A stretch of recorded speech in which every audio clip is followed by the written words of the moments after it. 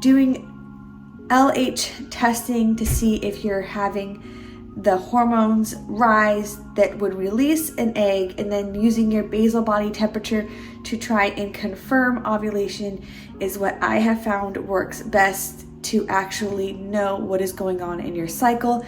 And if you're someone like me who does not consistently ovulate, having as much information as possible definitely helps you learn about your fertility and help you conceive faster.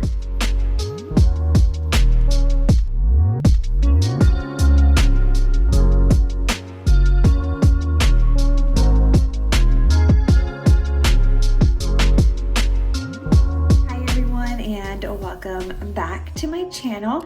As many of you may know, I am pregnant right now, but in a lot of my older videos where I was taking ovulation tests and pregnancy tests, I have been getting many comments about the Easy at Home ovulation kit and how it works and how do I know if I'm actually ovulating or not. So I thought today would be a good day for me to make a video about Easy at Home ovulation tests, or the OPK kit, and it will be a very detailed, in-depth video. So if you are trying to conceive or you just want to see if you have good cycles, then this video is going to be everything you need to know when it comes to the Easy at Home ovulation tests.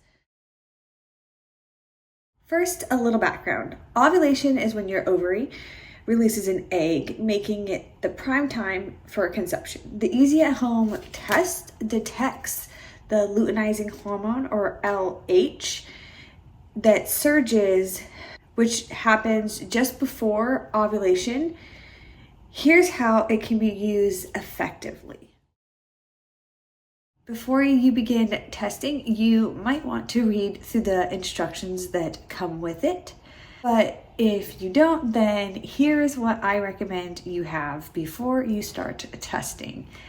And that is obviously the strips that come with the OPK kit, and then a container to collect your sample, which I have mine in here right now. This is actually from my Mirror kit because it's collapsible. It's really easy. I like those particular cups, and then a timer or a clock or your phone, something like that if you would like to time your tests.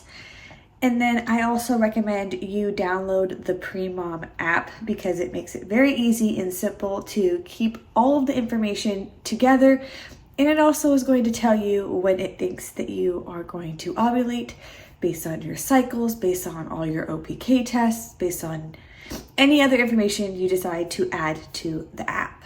Easy at Home recommends that you take your test between 10 a.m. and 8 p.m. and not with your first morning urine. I recommend you try and use your second morning urine. So what I do is I use a bathroom in the morning, try to wait 2 to 3 hours, as long as possible before I have my second morning urine, and then I don't drink during that time period. I try to limit anything that I drink so that that urine is very concentrated. And that is how I take most of my tests throughout the cycle until I get closer to ovulating. Here's how to conduct your Easy at Home ovulation test. You want to collect your sample in a cup like I showed you earlier, and then you want to dip your ovulation tests, which this is what they look like. They're super tiny, and you want to stick this in your sample up to the max line, but make sure you do not go past the max line. So I will show you guys. I'm going to dip this in here this way, and I'm going to count to 5. Or an easy way too is that when you see the dye start to run, then you know that it has enough sample in it to load, and then you want to lay it flat so it can continue to load all the way through. Easy at Home is going to say that you should wait 5 to 10 minutes, but not to read it after 10 minutes. From my experience over the years of taking the easy at home ovulation test and pregnancy test, I will say the best results you're going to get, particularly with the ovulation test, is when you no longer see the dye running through anymore. And I'm going to show you guys what I mean. As soon as my test looks like that, I will show you what it looks like. And I watch my ovulation test to the point where it looks like all the dye is run through, and then I take my picture with my mirror app at that moment.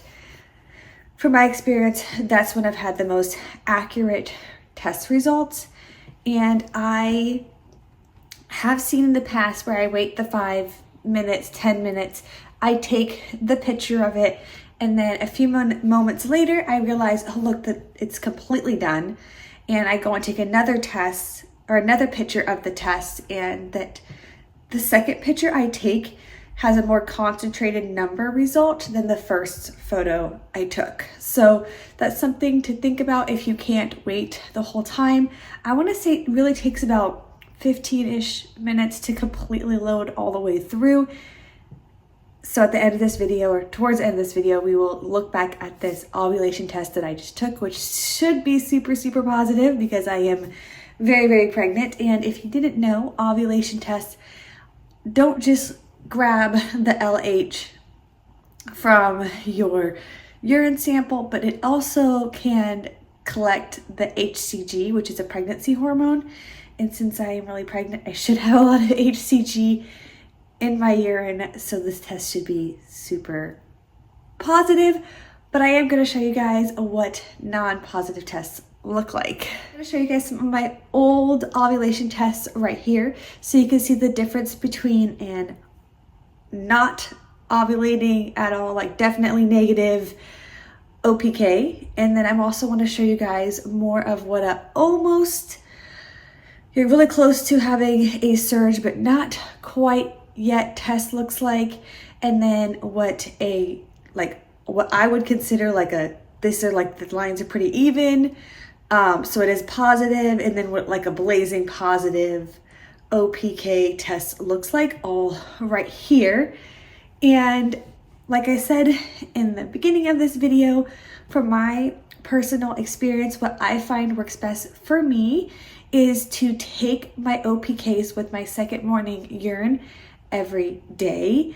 And then when I start to get a darker line, like I say right here, where it's like almost positive but not quite, then I will take another OPK that same day that I took that test at night. So usually between like 6 and 10 is what I kind of aim for, but I also make sure that I hold my urine and try to limit my drinking during that time period so I get a good concentrated sample. And that is because I'm hoping that the line is going to be darker then, so that we know that I am for sure going to be ovulating. And if it's not darker, then I just take the next test in the morning again until I get that dark line. So whenever my lines start to get darker, I test twice a day, because different people have different lengths of surges. Some people have a surge for a very short period of time. Other people have a surge for a very long period of time.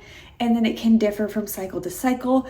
From my experience, my surges are normally very long. So I probably wouldn't miss my surge if I just did it every day. But the sooner you know you're surging, the sooner you can make sure you're trying to, do the things you do to conceive. Another thing to remember is everyone's cycle is different, and some might see a gradual increase in LH where your LH just slowly rises, and others might see a rapid change. So you might have a negative test one day that's like barely anything there, and then your next day you might have a blazing positive test, and that's okay. If your tests are slowly getting darker and darker and darker, that's okay. The importance is just to see that dark test line that is the same or darker than the control line. And I will say that this test is not done loading yet, but I can show you guys what the test results look like. So the line closest to where it says max is your test line. That is why it's super dark. And then the line that comes second, so this light line right here, that is your control line. So you're looking for this line here to be darker than this line, and that will tell you that it is a positive test. Like I said, it is super, super dark for me. So if your tests don't look quite like this, that is okay, because I'm pregnant. That's why it looks so dark. And if you just want to look at the test and then just wait to see them get darker to tell yourself, hey, I'm close to ovulation, to start baby dancing, or if that's just how you want to go about taking your test, that is fine. But I recommend that you use the Premom app so you can take a picture of your test when it is at its like proper timing. You don't want to keep all your tests and then just compare them to the next day with the physical test, because once these dry out, they're not going to look the same as they did when it's at its proper time to take the photo. So I recommend you download the Premom app. And I'm going to show you how you take a picture with your Premom app and the information it gives you when you take your photo. Now, taking a picture of your ovulation test is really easy. You just go to today's date and select ovulation results, and then it will let you select to take a photo of your OPK. And you just want to line up the screen on your phone with the lines of the OPK. Once your lines are lined up, it will like automatically like sync the photo, take the photo for you. If you're having a hard time, you also can just manually take a photo of it as well. And then it will give you a result with a number attached to it. Anything that is 1.00 or higher, it says is a positive. And then if it is like, let's say a 0.9 something, it will say that that is a high result. And then once you have let's say a 1.01, and then the next day, let's say you have a 0.89, then that 1.01 is going to be considered your peak, and then the app will change it to say peak on it. And then the next following days, it might still say high if your test result is high, but the Premom app is looking for your highest test result that you get. And then as soon as your test result goes down from that, then it tells you that that day is your day that your LH peaked. So don't be nervous if you take a test that looks super, super dark and it gives it a high, like positive result, but it doesn't say it's a peak yet, because the Premom app is actually looking for your next test result to be lower so it can say that that is a peak. But as soon as you see a test line that is as dark or darker than the control line, you want to make sure that you are doing everything possible to conceive a child, if that is what you are trying to accomplish from taking these ovulation tests. If you continue to take ovulation tests cycle after cycle using the Premom app, it will also start to predict when your next ovulation will be, and it will give you a fertile window on when you need to start trying. And it is really important, if you want to use the Premom app and ovulation tests, to input all the information from your cycle. So do your periods in there. If you want to put your cervical mucus in there, it can be a great indicator when you are getting close to ovulating and when you might be fertile. It's important to add as much information into that app as possible if you want to use the app as an indicator on when you should start baby dancing, because it is important to baby dance before you ovulate. Not just my line is dark, let's start baby dancing now, because your window from when your LH surges to when an egg is released is different from person to person. Some people, as soon as their LH surges, ovulation can happen within 12 hours. Other people can take as long as 36 hours. But no matter how long it takes between when your LH surges And when your egg is released, it is important that the sperm is right there waiting for your egg whenever it is released. You want to have sperm waiting on your egg. You don't want an egg waiting on sperm. And if you're wondering why I say that, it is because science has shown that sperm live longer and are healthier longer than an egg is. So sperm can be hanging up in there for 5 or even 6 days and still be healthy enough to make a healthy embryo, where an egg really only lasts 24 hours is what they say. But there is some like mixed things where they say that eggs can start to deteriorate, and then the chances of it actually being a healthy embryo and all these other things that go along with it. So I just always will recommend that it's best to have sperm waiting on an egg than an egg waiting on sperm. Let me just reiterate some of these tips that I have for you to make sure you're getting the best possible results. And that first one is going to be to try and test the same time every day.